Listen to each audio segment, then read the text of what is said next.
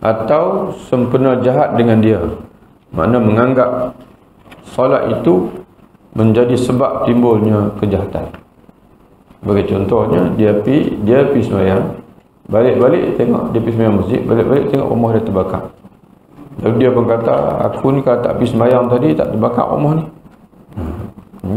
Itu buat jadi kufur, manakala dia sabit niat mempersendakan solat. Tapi kalau dia sebut itu terkeluar daripada lidah saja, memang dah dia pergi sembahyang, rumah terbakar, dia kata, aku ni kalau tak pergi sembahyang tadi, bolehlah juga padam api ni.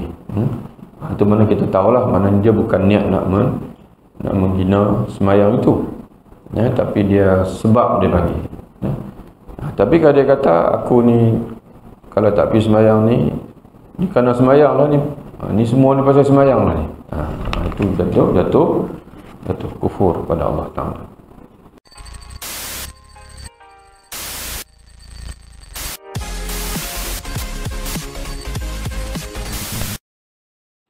Qala musannif al-Imam Syekh Daud ibn Abdullah al-Fattani rahimahullah wa nafa'ana Allah bi 'ulumihi fid dharain amin. Atau ia berkata, jika ada si anu itu Nabi, nescaya tiada aku percaya dengan dia. Itu juga di antara perkataan yang boleh menjatuhkan seseorang itu dalam kufur, karena dia mempermainkan Nabi sallallahu alaihi wasallam. Atau diberi fatwa akan dia oleh orang alim, maka katanya, apa ini syarak? Maknanya hukum syarak apakah ini? Ataupun dia pertikaikan ada hukum syarak sebegini, dikehendak meringan-ringan dia, meringan-ringankan makna merendah-rendahkan hukum syarak. Memberi isyarat kepada kita kalau tidak ada niat, tidak ada qasad, kehendak guna qasad meringan-ringankan syarak, maka tidaklah murtad. Sebagai contoh, dia bukan nak mempertikaikan hukum syarak, tapi dia nak pertikaikan orang alim itu sendiri. Berbeza, tak puas hati dengan hukum syarak, kufur. Tapi kalau tak puas hati dengan ustaz, tak apa, tak ada masalah. Saya nak tanya sekali lagi, ustaz, betul ke ni hukum syarak macam tu? Makna begini. Kau mungkin ustaz silap tafsir, sebab saya dengar daripada orang lain pula. Itu lain. Jadi sebab tu nak mempertikaikan ustaz, tak ada masalah. Jadi ustaz pun tak payahlah rasa hati, biasalah. Kalau rasa hati pun senyap-senyap je. Cuma kita ni kena beradab lah. Kena beradab.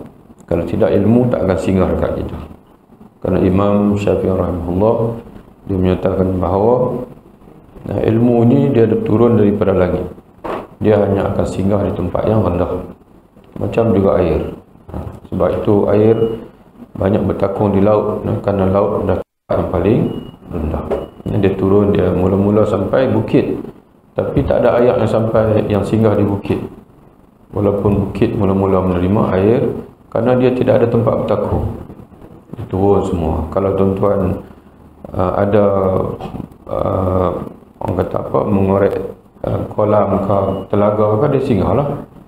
Tapi kalau tuan-tuan tak sediakan telaga, dia tak singgah, dia lalu saja untuk ke laut. Jadi itulah juga kita, kalau kita rendahkan diri kita, maka nescaya ilmu akan singgah kepada kita. Jadi walaupun ustaz itu boleh, ustaz kau dia ulama kau boleh silap, tapi ada cara untuk menegurnya. Ada cara untuk menegur kesilapan, ataupun ada cara untuk kita bertanya penjelasan yang lebih lanjut. Atau dikatakan laknat Allah atas tiap-tiap alim, dikendaki meliputi, yakni meliputi maksud alim itu, dikendaki, mana dikosadkan oleh hatinya meliputi sekalian, yang melengkapi, yakni yang merangkumi. Yang merangkumi makna alim itu bagi salah seorang, yakni termasuk salah seorang daripada anbiya. Sebab orang yang paling alim adalah anbiya. Jadi kalau dia maksudkan laknat Allah atas tiap-tiap alim dan dia qasadkan termasuk nabi-nabi, maka ataupun kufur. Tapi kalau dia tidak maksudkan nabi, kata dia, aku maksudkan semua alim kecuali nabi, tidak jatuh kufur tapi berdosa. Tidak sampai kufur tetapi tidak sunyi daripada dosa. Atau ia berkata, aku lepas daripada Allah, atau daripada Nabi, atau daripada Al-Quran, atau daripada syariat, atau daripada Islam, maka sekalian tersebut itu jadi kafir murtad namanya. Mana dia menyatakan bahawa aku tak perlu kepada Allah, ataupun aku berlepas diri daripada Allah. Nah, bagiku Allah SWT ni tidak ada apa-apa, tidak ada apa-apa kesan dalam hidupku. Ataupun dia kata dia berlepas daripada Nabi, ataupun daripada Al-Quran, ataupun daripada syariat, atau daripada Islam, maka sekalian tersebut itu jadi kafir murtad namanya. Atau berkata bagi hukum yang dihukumkan dengan dia hukum Allah, yakni hukum syariat, tiada ini daripada hukum Allah. Mana dia nafikan, sedangkan jelas bahwasanya hukum itu memang daripada hukum Allah Subhanahu wa taala. Tiada ini daripada hukum, yakni hukum Allah. Atau dikatanya tiada aku ketahui apa hukum ini, dalam hal keadaannya senda-sendakan, mana sabit qasad, sendakan dan menghinakan dia dengan hukum Allah. Tapi kalau tidak ada qasad itu tidak jatuh murtad. Sebagai contoh, dia kata tiada ini daripada hukum Allah, dengan maksud dipanggil dia tidak yakin kepada orang yang bercakap itu. Dia tidak yakin kepada orang bercakap itu bahwasanya itu adalah hukum Allah, kerana dia tidak pernah mendengarnya. Tapi kalau dia kata, contoh dia kata, katalah dalam masalah talak, dia telah menceraikan isterinya, kemudian dijatuhkan oleh qadhi bahwasanya jatuh talak. Lalu dia kata, ini saya tak percaya, ni hukum Allah Ta'ala. Padahal semua sedia maklum bahwasanya dalam Quran pun banyak, dalam hadis pun banyak bahwasanya ada hukum talak. Tapi dia tak puas hati dengan hukum Allah Subhanahu Wa Ta'ala itu. Itu boleh bawa kepada murtad. Tapi kalau dia tak puas hati dengan keputusan hakim, yang dia kata hakim tidak putuskan mengikut hukum Allah, itu lain, tidak jatuh kepada murtad. Cuma dipanggil kena tengoklah apakah betul dakwaan dia itu. Jadi sebab itu Mahkamah Syariah sini pun dia ada mahkamah rayuan syariah untuk minta supaya hukuman itu dikaji semula. Atau dikatakan tak kala ia taruh air berjana. Jadi sebab itu dia sebut tadi hal keadaannya, makna dia mengucapkan hal keadaan, dia mengucapkan ucapan tadi, mensendakan dan menghinakan dia dengan hukum Allah Ta'ala. Atau dikatakannya tak kala ia taruh air berjana, telah penuh berjananya, maka dia berkata piala ini ka'san dihaqa. Maknanya ayat Quran surah Amma Yatasaalun. Ka'san dihaqa maknanya gelas yang penuh berisi, itu ka'san dihaqa. Dan sebagian mufassir kata ka'san dihaqa ini khusus kepada gelas yang penuh arak, dan sebagian mufassir kata ka'san dihaqa yang penuh berisi, karena dalam Quran ada minuman arak, ada zanjabila, ada dia panggil susu, ada sungai bersusu, ada madu, mana banyak minuman dalam syurga itu. Jadi bila dia tuang air dalam gelas, dia pun main-main, sonok-sonok. Dia kata ka'san dihaqa, dia bagi dekat kawan dia. Tapi dengan niat memperolok-olokkan dengan bahasa Al-Quran Al-Karim. Banyak dalam tafsiran ka'san ini, ka's kita jumpa banyak dalam Quran dan biasa diterjemah piala. Maka tertanya-tanyalah kita, dalam syurga dia minum dalam piala, dalam syurga, minum dalam piala. Karena dalam penggunaan kita pada ini, piala ni untuk sukan. Perasan tak? Jadi sebenarnya piala ni lah gelas yang ada kaki. Ni gelas yang ada kaki macam ni. Itu dia panggil. Tuan panggil apa ni? Gelas ni. Ni piala dia panggil kas. Tapi kita piala sukan macam tu lebih kurang lah. Yang jenis lama tu. Jenis lama ni dia lain sikit. Itu maksud dia. Gelas, jenis gelas yang ada berkaki tirus, itu piala. Atau dia tuangkan syaraban. Syaraban bahasa Arab minuman, sejenis minuman. Maka berkatalah ia fakanat saraba. Padahal fakanat saraba ini, maka menjadilah bukit gunung ganang itu hancur lebur, maka kelihatan seperti fata morgana. Mana nampak macam ada depan, rupanya dah tak ada. Fata morgana ni kita berada di padang pasir, kita nampak macam ada renik-renik ayak di depan, tapi bila sampai di situ tak ada pun. Kalau tempat kita ni, kita lalu di atas jalan raya pada musim yang panas, nampak macam ada ayak depan tu. Tapi sebenarnya bahang-bahang panas. Mana nampak macam ada tapi tidak ada. Jadi begitulah juga gunung ganang. Mula-mula kita tengok macam ada lagi. Tiba-tiba dah lenyap dah. Dah menjadi ibarat debu-debu yang debu-debu puing-puing dia panggil. Tapi dia maksudkan sama lafaz tu, syaraban saraban. Bila dia tuang ayak, dia kata fakanat saraba. Mana dimaksudkan fakanat syaraba. Jadi dia nak memain-mainkan ayat Allah. Jadi sebab itu ayat Allah SWT ini yang tidak boleh dipermain-mainkan. Walaupun dalam bentuk gurauan. Kalau tidak jatuh kufur sekalipun, akan jatuh dosa. Akan jatuh dosa karena setiap ayat Quran itu mesti dibaca dengan maksud yang dikehendaki oleh Allah. Mesti dibaca dengan maksud yang dikehendaki oleh Allah Ta'ala, bukan dengan maksud yang dikehendaki oleh kita. Yang disebut pada Al-Quran, mana disebut dalam Al-Quran, atau tak kala bertimbang atau menyukat. Bila dia meniaga, dia bertimbang sukat, dia pun buat keluar ayat Quran. Ada bentuk memainkan. Wa iza kaluhum aw wazanuhum yukhsirun. Apabila mereka menimbang, apabila mereka menimbang untuk orang lain, kalu menyukat, dan apabila mereka menyukat untuk orang lain ataupun mereka timbang untuk orang lain, yukhsirun, dan mereka mengurangi timbangan. Tapi dia ucapkan itu bukan untuk peringatan, untuk bersonok-sonok. Kebetulan dia timbang, dia buat buatan timbang, maka dia pun bergurau. Wa iza kaluhum aw wazanuhum yukhsirun. Jadi dengan sabit niat bergurau itu, meringan-ringan ke ayat Allah itu, jatuh kufur.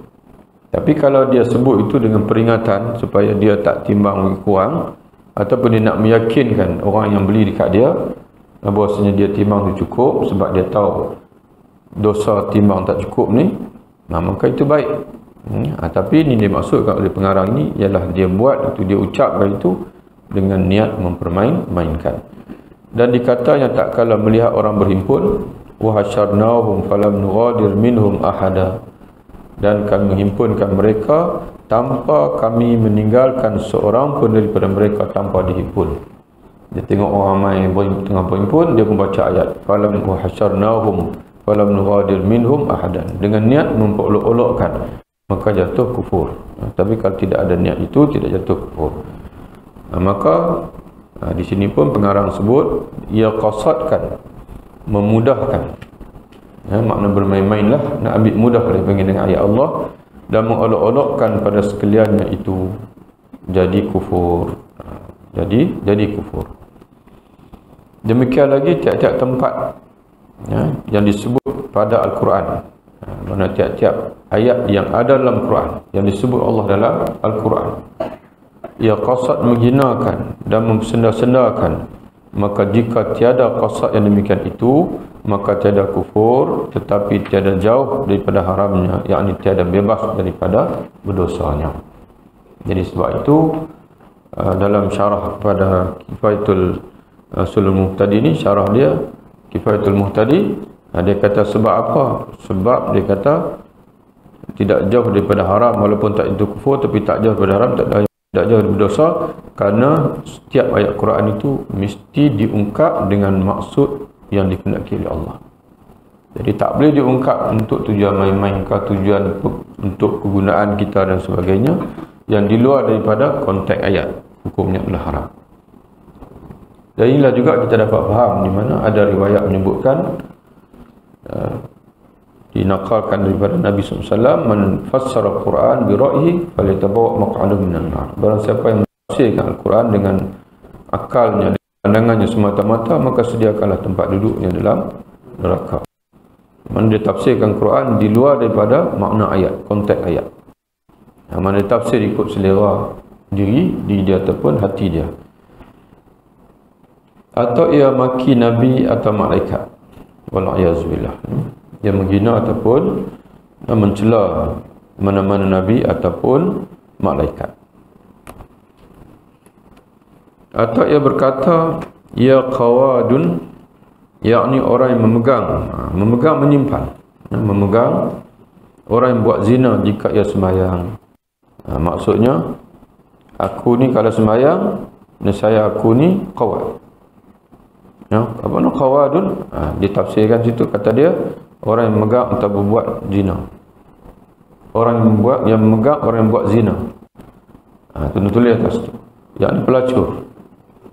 Jadi dalam bahasa kita ni kita terima apa qawadun ni? Mana orang yang menyimpan orang yang buat zina. Ya. Dalam bahasa kita panggil bapa ayam. Senang. Sebut tidak tak sebut tuan tak faham nah. Itu qawadun. Mana dia nak menghina sembahyang. Aku ni kalau sembahyang, aku ni sama taraf dengan bapa ayam. Contoh, mana niat dia nak menghinakan sembahyang itu. Atau dia kata apa yang mengena, yakni apa yang diperolehi kebajikan orang sembahyang. Mana kebajikan apa yang orang sembahyang dapat? Tak ada apa dia kata. Tak ada baik, tak ada untung. Tak ada untung apa pun kalau sembahyang. Itu pun jatuh kufur. Atau sembahyang ni tiada patut bagiku. Orang macam aku ni tak perlu sembahyang. Orang macam aku ni tak perlu sembahyang. Iaitu dia jatuh kufur kerana dia menafikan suatu yang wajib atau menganggap perintah Allah Ta'ala itu tidak ada manfaat dengan qasad mempersenda-sendakan atau menghalalkan, meninggalkan dia, menghalalkan, yakni mengharuskan meninggalkan dia, yakni meninggalkan solat, atau sempena jahat dengan dia, makna menganggap solat itu menjadi sebab timbulnya kejahatan. Bagi contohnya, dia pergi sembahyang, balik-balik tengok dia pergi sembahyang masjid, balik-balik tengok rumah dia terbakar. Lalu dia pun kata, aku ni kalau tak pergi sembahyang tadi, tak terbakar rumah ni. Itu bawa jadi kufur, manakala dia sabit niat mempersendakan solat. Tapi kalau dia sebut itu terkeluar daripada lidah saja, memang dah dia pergi sembahyang, rumah terbakar, dia kata, aku ni kalau tak pergi sembahyang tadi, bolehlah juga padam api ni. Itu mana kita tahulah, mana dia bukan niat nak menghina sembahyang itu, tapi dia sebab dia bagi. Tapi kalau dia kata, aku ni kalau tak pergi sembahyang ni kerana sembahyang lah ni, ni semua ni pasal sembahyang lah ni. Itu jatuh kufur pada Allah Ta'ala. Atau sempena jahat dengan dia, yakni berlaku kejahatan atau keburukan adalah disebabkan oleh solat. Atau berkata bagi orang Muslim, mana dia berkata kepada seorang Muslim, dia Islam, tapi dia kata dekat orang Islam yang lain, aku seteru kamu dan seteru Nabi kamu. Wal'ayazubillah. Atau dikata bagi Syarif, aku seteru kamu dan seteru nenek kamu. Syarif ni apa? Cuba tuan-tuan agak Syarif. Syarif ni adalah gelaran kepada keluarga Nabi. sebelah Hasan ibn Ali. Sayyidina Ali ada dua anak, Hasan dan Husain. Keturunan Al-Hasan bagi orang Mekah mereka panggil Syarif. Keturunan Husain mereka panggil Sayyid. Tapi di tempat kita ni keturunan Nabi biasa dipanggil Sayyid saja. Jadi dia kata kepada keturunan Nabi ni, mungkin dia bertengkar agamanya, dia marah, dia kata aku seteru kamu dan seteru nenek kamu. Nenek mendatuk, dia tujukan Nabi Muhammad. Aku maknanya aku tak setuju dengan perkataan kamu, semua kamu termasuk datuk nenek moyang kamu, dan dia qasadkan Nabi Muhammad sama, maka dia kufur daripada agama. Dikendaki dengan dia dengan makna nenek itu Nabi Muhammad SAW. Tapi kita bahasa nenek ni perempuan, kita lah bahasa kita. Tapi nenek ni datuk. Maksud nenek sini adalah datuk, keturunan. Kita datuk lelaki, nenek perempuan. Satu lagi ada istilah kita guna, datuk nenek. Datuk nenek ni merangkumi semualah, lelaki perempuan, maknanya keturunan kita. Satu lagi ada istilah satu lagi, cak. Cak tu bahasa orang Polis tak pakai, cak kot pakai je. Ini belah kami tak pakai, belah kami tulang.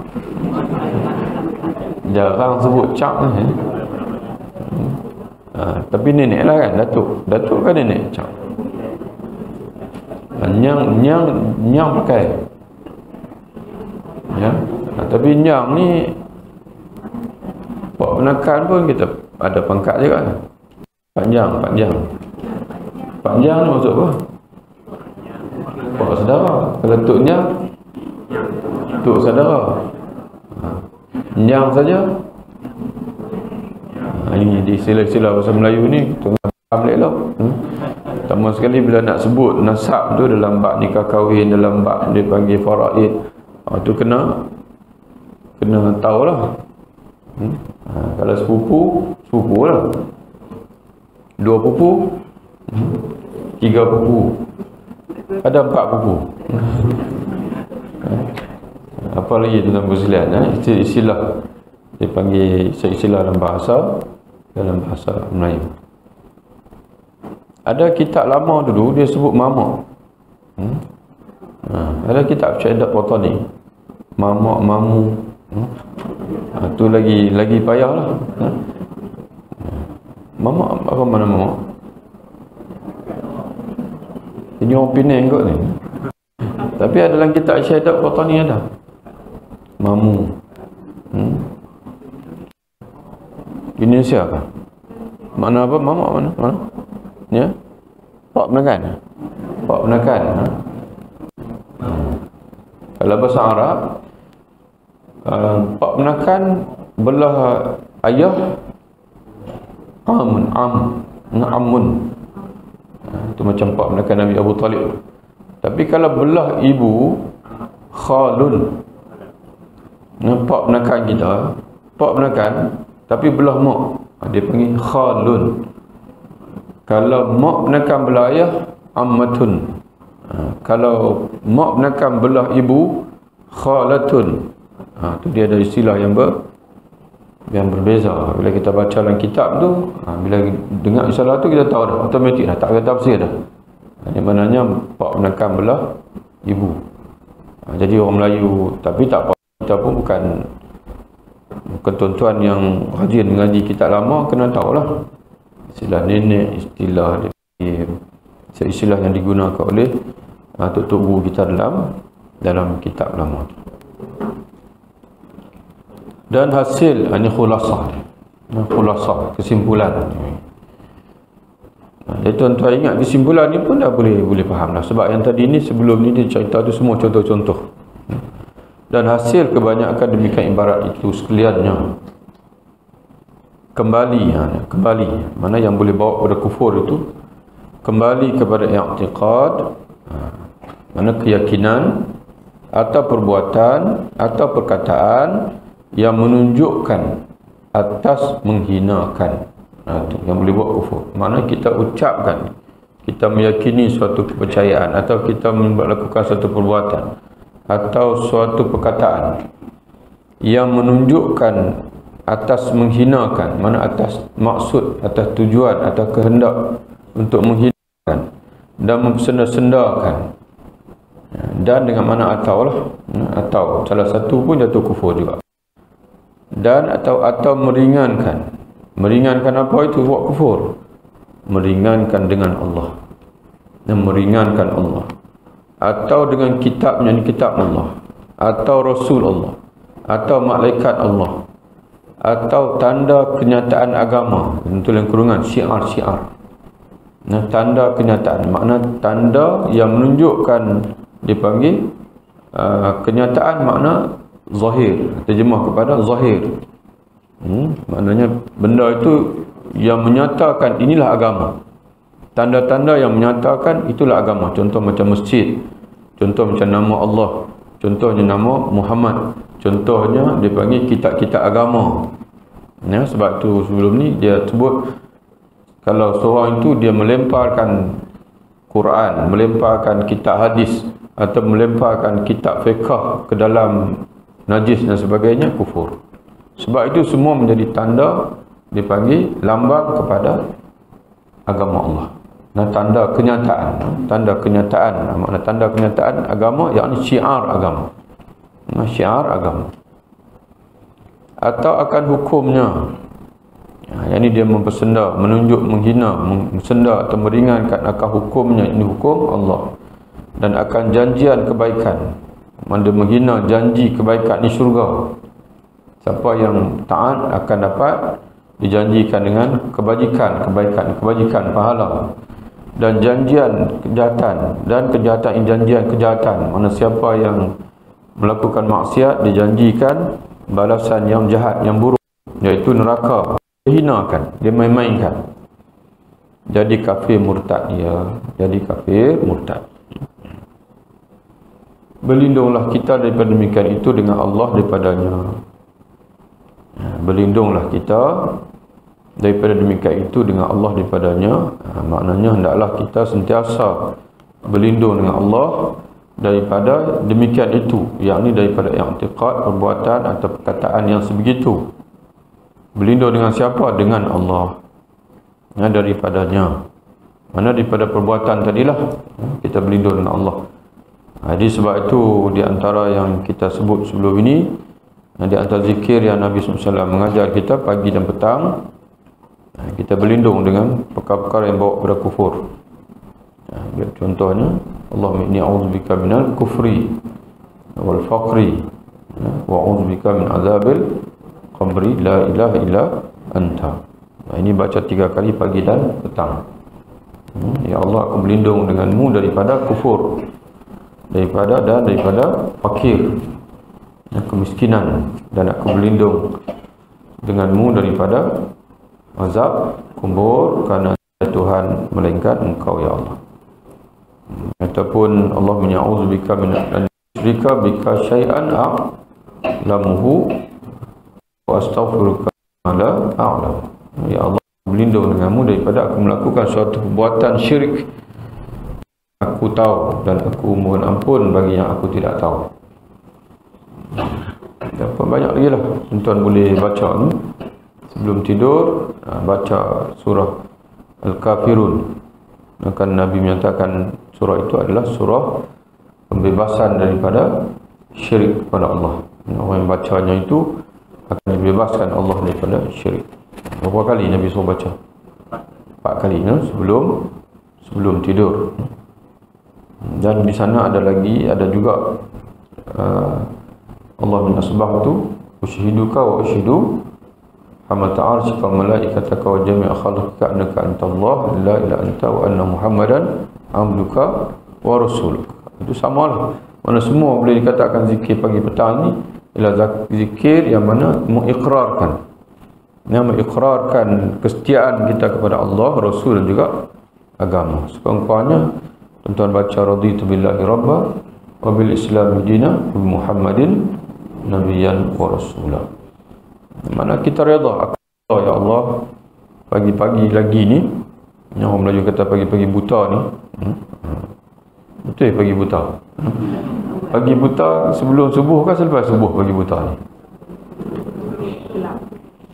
Istilah orang Melayu pun kena faham elok juga tu. Pagi buta ni sebenarnya waktu mana pagi buta ni? Maknanya belum cerah lah. Mana betul lah. Maknanya pagi-pagi buta lagi kita baca lah. Mana sebelum terbit matahari lagi. Memang disunatkan Nabi sebab zikir pagi ni selepas subuh sebelum terbit matahari. Itu waktu zikir pagi. Kalau petang pula lepas asar sebelum terbenam matahari. Cuma adalah di sana alim ulama yang kata kalau lanjut pi isyak pun masih lagi dikira sebagai petang, masih sempat lagi untuk kita baca. Maka Nabi SAW menggalakkan kita baca raditu billahi rabba wa bil islami dina wa bi Muhammadin nabiyyan wa rasulah. Jadi sebenarnya ada riwayat nabiyan saja, ada riwayat rasulan. Tapi ahli ulama gabungkan nabiyan wa rasulan. Jadi begitulah juga tuan-tuan sekalian, boleh katakan semua zikir-zikir termasuk la ilaha illallah, subhanallah, alhamdulillah, itu semua zikir yang menegakkan tentang dipanggil akidah. Kita sebut subhanallah, maha suci Allah. Mana kita menafikan daripada Allah segala yang tidak layak bagi Allah. Segala yang tidak layak bagi kebesaran Allah kita nafikan apabila kita sebut subhanallah. Subhanallah makna tanzih Allah, maha suci Allah.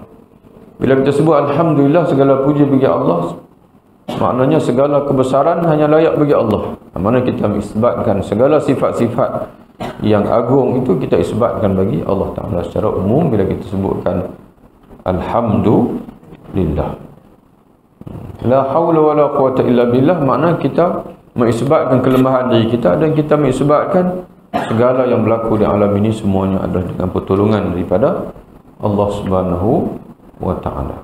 Kanzun min kunuz jannah. Ucapan la haula wa la quwata illa billah, kata Nabi dalam hadis, adalah satu pembenaraan daripada pembenaraan dalam syurga. Tapi kalau tuan-tuan nak harung semua sekali, betul bahasa tu, harung semua sekali maknanya nak himpun ke semua sekali, iaitu Nabi sebut apa tu? Al-baqiyatus salihat. Subhanallah, alhamdulillah, wa la ilaha illallah, wallahu akbar.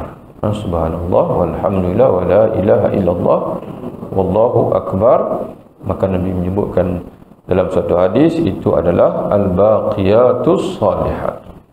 Ucapan-ucapan jika kamu ucapkan akan kekal, dia panggil. Akan kekal kebaikannya itu sepanjang zaman sampai kamu masuk syurga. As-salihat, lagi salih, lagi baik di sisi Allah Subhanahu wa Ta'ala. Dan ada satu ibadat yang kalau tuan-tuan buat, yang ni saja tuan-tuan buat semua sekali. Apa dia? Tadi secara terpisah. Ni kalau tuan-tuan buat satu ibadat ni, tuan-tuan buat semua sekali. Apa dia? Tahu tapi tak berani nak sebut. Semayanglah. Salat.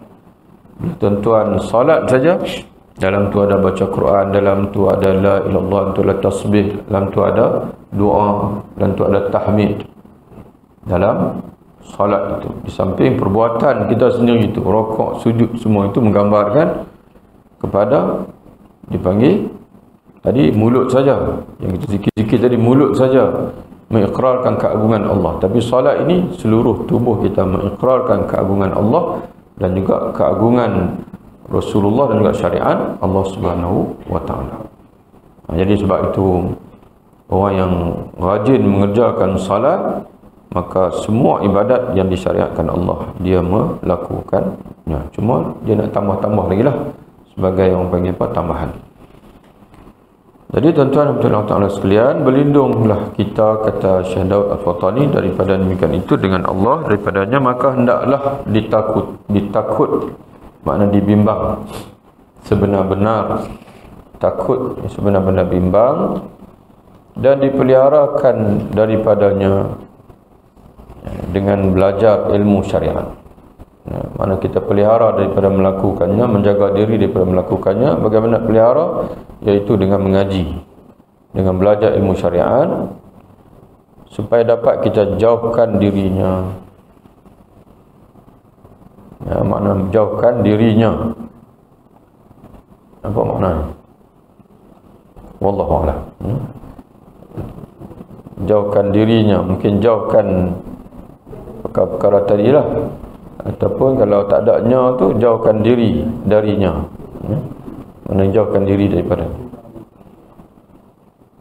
Wala haula wala quwata illa billahil aliyil azim. Syahadat fatwa ni pun ditutup dengan ni, maknanya Allah Ta'ala sajalah yang boleh bantu kita. La haula, apa makna la haula? Selalu kita terjemah, ini lambat lagi nak habis 15 minit ni, tapi kitab dah habis lah. La haula wala quwata illa billah, kalau selalu diterjemah tidak ada daya dan tak ada kekuatan, tiada daya dan tak ada kekuatan melainkan billah, yakni bi aunillah, dengan pertolongan Allah, kerana dialah yang maha tinggi lagi maha agung. Tapi terjemahan itu terjemahan yang sebab tiada daya, tiada kekuatan. Daya dengan kekuatan ni sama ke tak sama? Sama lah. Macam kita terjemah Ar-Rahman Ar-Rahim, yang maha pengasih maha penyayang. Kasih dengan sayang sama. Sama di sudut terjemahan, tapi di sudut tafsiran itu dia beza. Jadi sebab itu la haula ni ialah tiada hilah, tiada perancangan dipanggil. Mana tiada dipanggil tiada sebarang perancangan, wala quwata, dan tiada sebarang upaya untuk menjayakan perancangan. Ya Allah, kami tak boleh nak rancang apa-apa pun, dan apatah lagi nak laksanakan perancangan kami, melainkan dengan Engkau ya Allah. Nah, kalau Engkau izinkan, barulah boleh merancang. Dan kalau Engkau izinkan lagi, barulah kami boleh melaksanakan perancangan itu. Itu mana la haula wala quwata illa billah. Dan mana ikhtiar, kami pun tak ada ikhtiar nak beli ikhtiar kalau Engkau tak izin. Apatah lagi kalau Engkau tak izin, ikhtiar kami pun tak akan berjaya. Itu di antara maksudlah la haula wala quwata illa billahil aliyil azim. Al-Ali dari segi terjemahan bahasanya maha tinggi. Maha tinggi. Tinggi ini ada tiga maksud. Tinggi ini ada maksud kedudukan. Contoh macam dia berada di tingkat yang paling tinggi. Itu makna duduk. Yang kedua dia panggil ulul, itu dipanggil ulul makan. Tinggi dari segi tempat. Yang keduanya ulul makanah, ada ta marbutah. Tinggi dari segi pangkat atau kedudukan. Dia dalam pejabat kami dia paling tinggi. Tapi kita tengok paling tinggi apa, rendah nampak. Jadi maksud ucapan itu ialah dialah yang paling tinggi kedudukannya. Itu dia panggil kalam, bahasa Arab panggil majaz. Majaz ni ialah kiasan. Dia yang paling tinggi. Tapi kita tengok dia rendah. Jadi kita fahamlah maksud dia ucap itu ialah pangkat dia paling tinggi. Dan yang ketiga ialah ulul qahr. Ulul qahr. Dalam pejabat kami ini dialah yang paling tinggi sekali. Tak ada orang lain boleh lawan dia. Maknanya dialah yang boleh paksa orang lain tak boleh paksa dia. Dia panggil ulul qahr. Bagi Allah Subhanahu Wa Taala ini, kalau mengikut mazhab Asy'ariyah, Maturidiyah, kata-kata kita inilah mazhab akidah yang diajar oleh ulama kita, Allah Subhanahu Wa Taala itu tidak bertempat. Maka tidak boleh ditafsirkan Al-Aliyyu, Allah itu maha tinggi, dengan makna Allah duduk di atas tinggi. Jadi tinggal dua lagi lah. Yang dua lagi yang boleh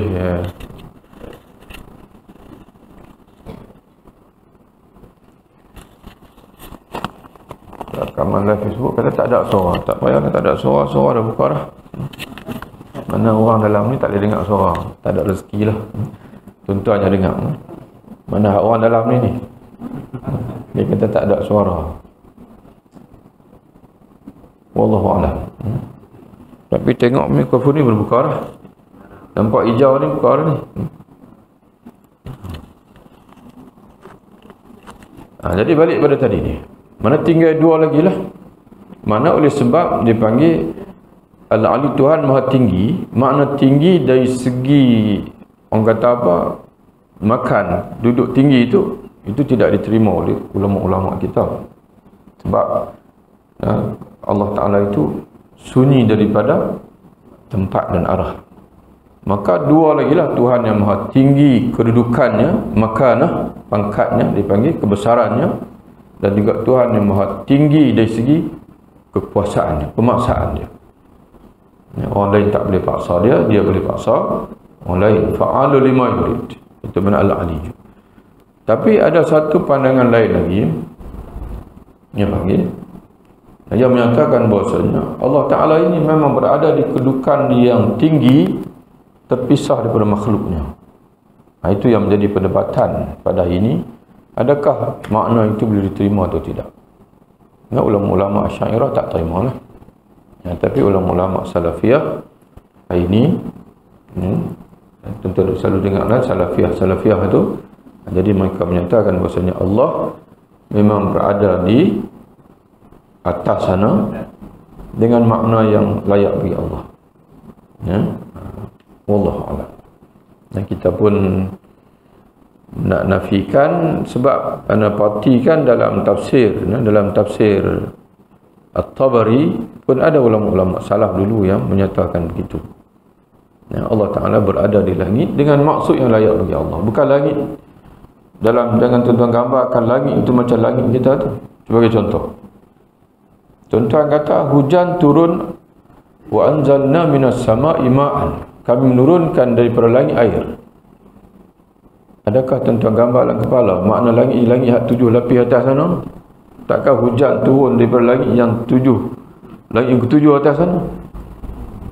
Kalau memang tuan-tuan faham macam tu, tak saya ustaz, bagi saya hujan turun daripada langit atas sana. Yang tu mungkin memerlukan setahun baru sampai lah yang hujan tu. Jadi makna langit di sini ialah tempat tinggi. Allah itu maknanya turun daripada langit.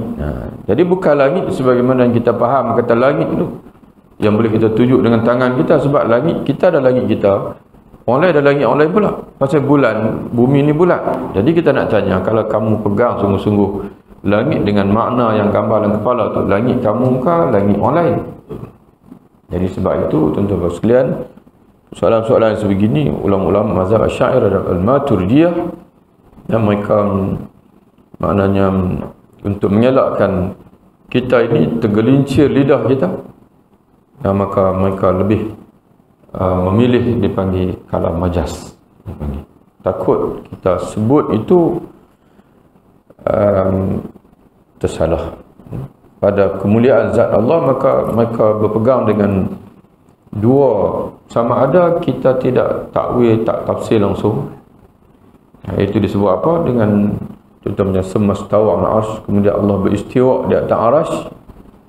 Mana istiwa? Makna istiwa itu apa dia? Wallahu a'lam. Tak payah kita terjemahkan, tak payah kita tafsirkan. Kita serahkan kepada Allah Subhanahu wa taala. Tapi ada ulama dalam tafsir, Imam Tabari menakalkan ada ulama salaf dulu yang mentafsirkan istawa dengan makna ala wartafa. Kemudian Allah beristiwa atas arsy, yakni Allah berada di meninggi daripada arasnya, terpisah daripada makhluk. Itu makna ada ulama yang mentafsirkan begitu. Jadi ala kulli hal tuan-tuan sekalian, asas kepada i'tiqad kita dengan Allah ini dua. Itu asas usul. Orang yang menafikan dua ini saja, tuan-tuan boleh ijtihad dia sebagai kufur. Asas yang pertama ialah Allah ini bersifat dengan segala sifat kesempurnaan. Itu yang pertama. Yang kedua, Allah ini bebas daripada segala sifat kekurangan. Dua tu.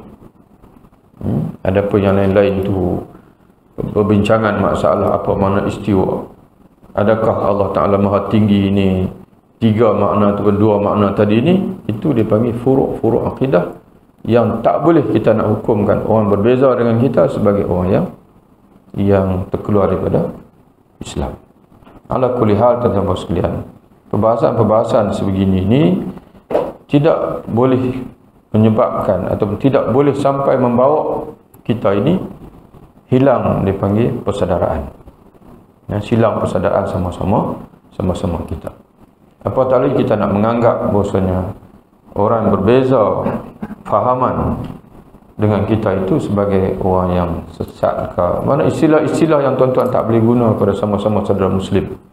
Istilah kufur, istilah laknat, istilah sesat, istilah ahli bid'ah dan sebagainya. Tak boleh guna untuk sama-sama Muslim. Wallahu a'lam bishawab. Ada soalan sebelum tutup? Ya. Ada yang kata berjisim Allah tu nak. Assalamualaikum warahmatullahi wabarakatuh. Tuan-tuan sekalian,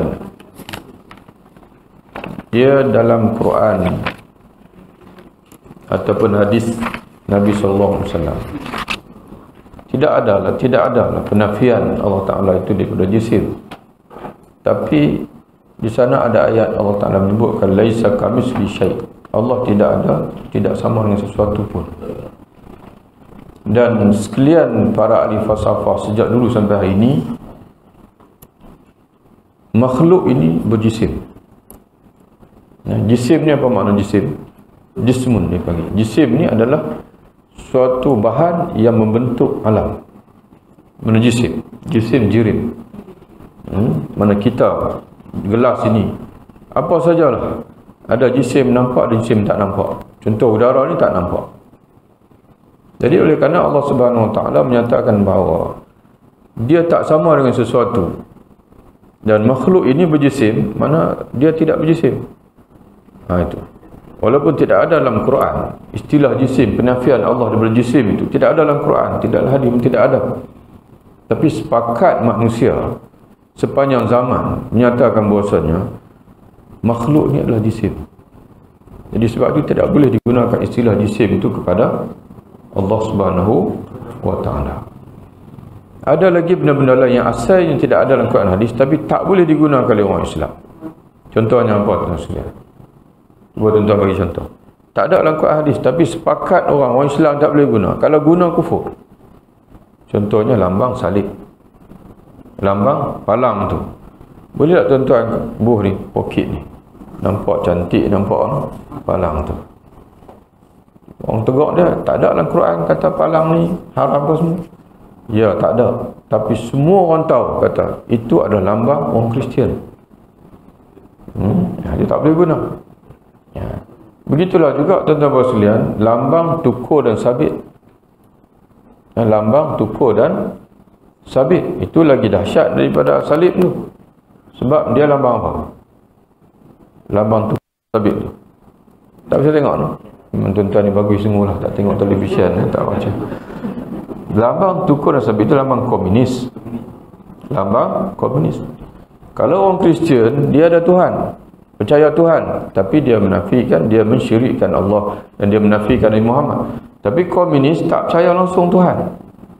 Jadi sebab itu tak boleh tuan-tuan pakai lambang tu duduk di baju, kerana dia menggambar kepada kekufuran.